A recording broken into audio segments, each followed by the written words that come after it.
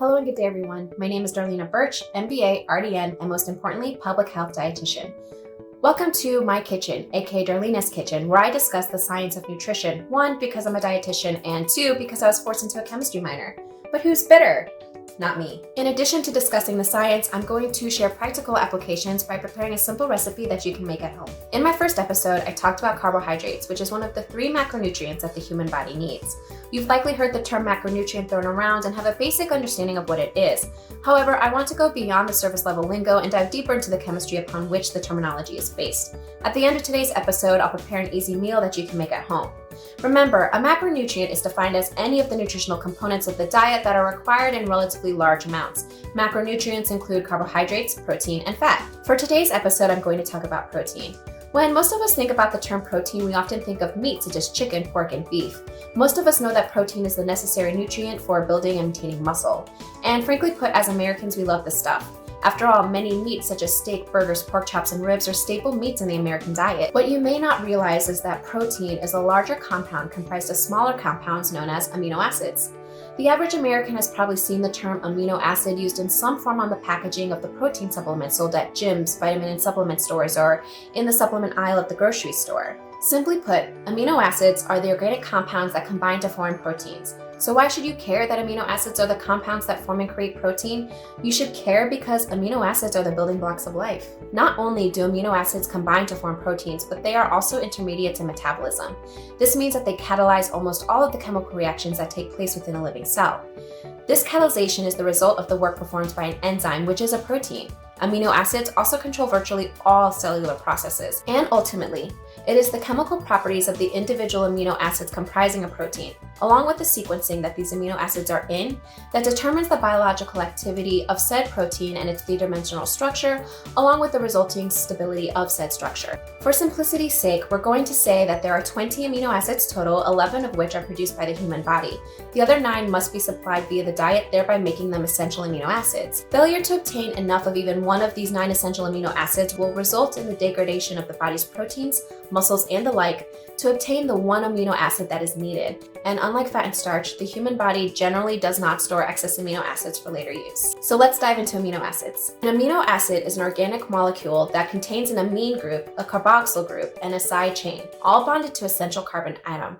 While any number of amino acids can possibly be imagined, biochemists generally reserve the term for a group of the 20 which are formed by living organisms. In nutrition, amino acids either classify as essential or non-essential. These classifications were a result of early studies on human nutrition, which showed that specific amino acids were required for growth or nitrogen balance even when there was an adequate amount of alternative amino acid. Humans can produce 10 of the 20 amino acids. The others must be supplied in the food. Now let's start with the essential amino acids. There are 9 essential amino acids total, and they are histidine, isoleucine, leucine, lysine, methionine, phenylalanine, threonine, tryptophan, and valine.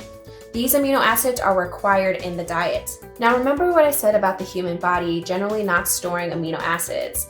Because of this means that the 9 essential amino acids must be obtained through food every day. Plants, of course, must be able to make their own amino acids. Humans, on the other hand, do not have all the enzymes required for the biosynthesis of all the amino acids. In terms of nutrition, the 9 essential amino acids are obtainable by a single complete protein. A complete protein, by definition, contains all of the essential amino acids.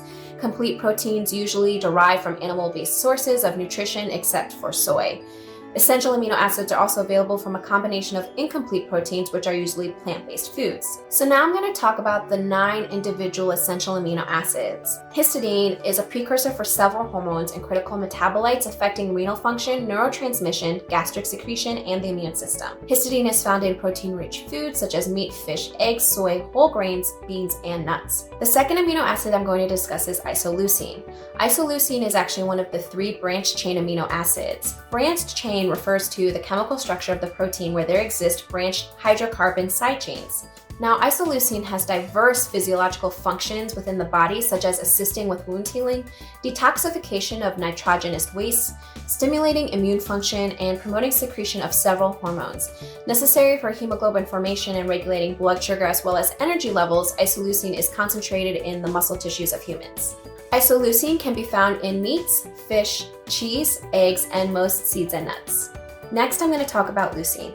Like isoleucine, leucine is a branched chain amino acid containing a hydrocarbon side chain. Leucine is important for protein synthesis and many metabolic functions. Leucine contributes to the regulation of blood sugar levels, growth and repair of muscles and bone tissue, growth hormone production, and wound healing. Leucine also prevents breakdown of muscle proteins after trauma or severe stress. Leucine is found in many foods, and leucine deficiency is rare. Fourth is lysine. Lysine is important for proper growth, and it plays an essential role in the production of carnitine, a nutrient responsible for converting fatty acids into energy and helping lower cholesterol. Lysine appears to help the body absorb calcium, and it plays an important role in the formation of collagen, a substance important for bones and connective tissues, including skin, tendons, and cartilage. Lysine is found in many foods as well, especially in red meats, fish, and dairy products. Up next is methionine. Methionine is required for growth and tissue repair. A sulfur-containing amino acid, methionine improves the tone and pliability of skin, hair, and strengthens the nails. Involved in many detoxifying processes, sulfur provided by methionine protects cells from pollutants, slows cells aging, and is essential for absorption and bioavailability of selenium and zinc. Essentially, methionine has antioxidant activity and removes harmful toxins such as heavy metals like lead and mercury, aiding in their excretion. It's also involved in fat decomposition by acting as a lipotropic agent that prevents excess fat buildup in the liver. Methionine is found in eggs, meat, rice, and milk. The sixth essential amino acid is phenylalanine. Phenylalanine plays a key role in the biosynthesis of other amino acids and is important in the structure and function of many proteins and enzymes. Phenylalanine is converted to tyrosine, used in the biosynthesis of dopamine and norepinephrine neurotransmitters, along with epinephrine and melamine. Phenylalanine is found in milk, eggs, meat, and breast milk. Next is tryptophan. Tryptophan is converted into serotonin, a neurotransmitter essential in regulating appetite, sleep, mood, and pain. Tryptophan is also a natural sedative. It's found in dairy products, meats, brown rice, fish, and soybeans. Next is threonine. Threonine is an important residue of many proteins such as tooth enamel, collagen, and elastin. An important amino acid for the nervous system, threonine also plays an important role in porphyrin and fat metabolism and prevents fat buildup in the liver. Useful with intestinal disorders and indigestion, threonine has also been used to alleviate anxiety and mild depression. Threonine is catabolized into glycine, which then serves as a source for the generation of folate. Threonine can be found in beef, lamb, pork, collagen, gelatin, and cheese. The last essential amino acid is valine, which is also the third branched chain amino acid. Valine helps maintain mental vigor, muscle coordination, and emotional calm. It's found in foods such as soy, cheese, fish, meat, and vegetables. So now that I've discussed the 9 essential amino acids, I'm now going to talk about non-essential amino acids. A non-essential amino acid is a standard amino acid the body of a given organism can synthesize in sufficient amounts. The 10 amino acids that the body can produce are alanine, asparagine, aspartic acid, cysteine, glutamic acid, glutamine, glycine, proline, serine, and tyrosine. Now, tyrosine is produced from phenylalanine, so if the diet is deficient in phenylalanine, then tyrosine can effectively become an essential amino acid. First, I'm going to talk about alanine. Alanine is one of the most widely used amino acids for protein construction and is involved in the metabolism of tryptophan and vitamin B6. Alanine is an important source of energy for your muscles, brain, and central nervous system. It also strengthens the immune system and helps in the metabolism of sugar and organic acids. Now, because the body produces alanine on its own, I'm not going to mention the foods that contain alanine, nor will I do so for the other non-essential amino acids. The second non-essential amino acid I'm going to discuss is arginine. And the reason why there's 3 stars next to arginine is because even though it's a non-essential amino acid, it actually is essential for juvenile humans. Arginine may prevent or treat heart and circulatory diseases, combat fatigue, and stimulate the immune system. It also boosts production of nitric oxide, relaxing blood vessels, and treating angina and other cardiovascular problems. Arginine is also an important intermediate in the urea cycle and in the detoxification of nitrogenous wastes. Third is asparagine. Asparagine plays an important role in the biosynthesis of glycoproteins and other proteins. A metabolic precursor to aspartate, asparagine is a non-toxic carrier of residual ammonia to be eliminated from the body. Fun fact, asparagine is actually found ubiquitously in foods, and it actually gets its name from asparagus, from which it was first derived. Fourth is aspartic acid. Now, aspartic acid plays an important role in the synthesis of other amino acids and in the citric acid and urea cycles. Asparagine, arginine, lysine, methionine, isoleucine, leucine, and some nucleotides are synthesized from aspartic acid. Aspartic acid also serves as a neurotransmitter. Next is cysteine. Cysteine is important for protein synthesis, detoxification, and diverse metabolic functions. Found in beta-carotene, the main protein in nail, skin, and hair, cysteine is important in collagen production as well as skin elasticity and texture. Also required in the manufacturing of the amino acid taurine, cysteine is a component of the antioxidant glutathione and plays a role in the metabolism of essential biochemicals such as coenzyme A, heparin, and biotin. Sixth is glutamic acid. Glutamic acid is used to form proteins and is the most common excitatory neurotransmitter in the central nervous system. The body converts glutamic acid into glutamate, which is a chemical that helps nerve cells in the brain send and receive information from other cells. Fun fact, monosodium glutamate, aka MSG, is a salt of glutamic acid, which is commonly used to flavor foods. The seventh non-essential amino acid is glutamine. Glutamine is present abundantly throughout the body and is involved in many metabolic processes. It is synthesized from glutamic acid and ammonia, and it is the principal carrier of nitrogen in the body and is an important energy source for many cells. The eighth non-essential amino acid is glycine. Glycine is an inhibitory neurotransmitter in the central nervous system, and it also is an important component and precursor for many macromolecules in the cells. Proline is ninth and is synthesized from glutamic acid and other amino acids. Proline is a constituent of many proteins and is found in high concentrations in collagen. Collagen is the main supportive protein of skin, tendons, bones, and connective tissue and promotes their healing and health. Last is serine. Serine is present and functionally important in many proteins. With an alcohol group, serine is needed for the metabolism of fats, fatty acids, and cell membranes. It's also important for muscle growth and a healthy immune system. Serine also plays an important role in pyrimidine, creatine, and porphyrin production. The last amino acid that I'm going to talk about is tyrosine. Tyrosine is synthesized from phenylalanine, and it's an essential component for the production of several important neurotransmitters, including epinephrine, norepinephrine, and dopamine. Tyrosine also helps produce melanin, the pigment responsible for hair and skin color. It helps the function of organs responsible for making and regulating hormones, including the adrenal, thyroid, and pituitary glands. It is involved in the structure of almost every protein in the body. So now that I've talked about the essential and non-essential amino acids, I'm now going to talk about peptides. Two or more amino acids can join together into chains called peptides.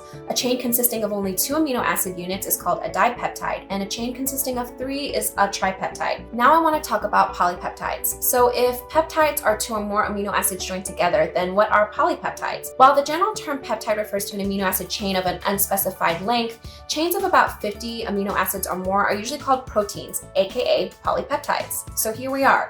Proteins. In its physiologically active form, a protein may be composed of 1 or more polypeptide chains. But the differences between proteins and peptides, while they are rooted in size, do not end with how large or small they are. Because peptides are so short, they generally do not fold into complex structures like larger proteins. Instead of forming helices, sheets, large complexes, and globules, peptides remain a loose two-dimensional string inside cells. And because of their small size and lack of organized structure, peptides tend to be able to sneak through spaces where larger proteins can't fit. Essentially, they can penetrate the walls of the intestines, human skin, and in some cases, even the membrane of surrounding cells. For drug makers or food engineers, this is one of the most appealing qualities of biopeptides because they can quickly get to the bloodstream to go where they are needed. In addition, short peptides can be simpler and cheaper to produce compared to complicated larger proteins. But I digress. Now back to proteins. As I mentioned earlier, for proteins to be physiologically active, it is not enough that they incorporate certain amounts of specific amino acids.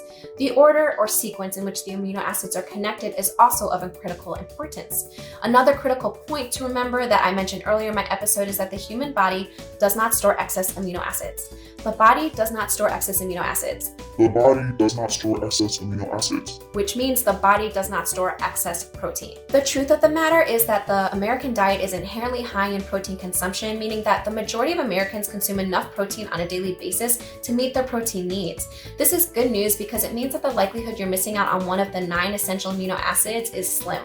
Therefore, you probably don't need to worry about your body breaking down your muscle and organ tissue to meet its protein needs. Yay! Now for the bad news. If you're an average American who partakes in moderate physical activity and you utilize those $30 jars of protein powders to enhance your workout experience, then you're probably producing expensive urine. Even if you're like me, someone who works out on a daily basis with workouts that range from running to yoga to weightlifting, you still probably don't need protein supplementation. The fact of the matter is that very few individuals within the total population legitimately need any form of supplementation outside of a daily multivitamin. Individuals who may generally need additional supplements in the form of protein and the like includes college athletes, professional athletes, and vegetarians depending on the type. So now that I've discussed amino acids, peptides, and polypeptides, aka proteins, let's go to my kitchen and prepare a high protein dish. Thank you for joining me today. If you like what you see, please smash the like button and subscribe to my YouTube channel. And remember, you are your own best advocate. Feed your body well, nourish your soul, nurture your mind, and nutrify your spirit. Remain true to yourself and never forget that every second forward is another opportunity to be a better version of your past self.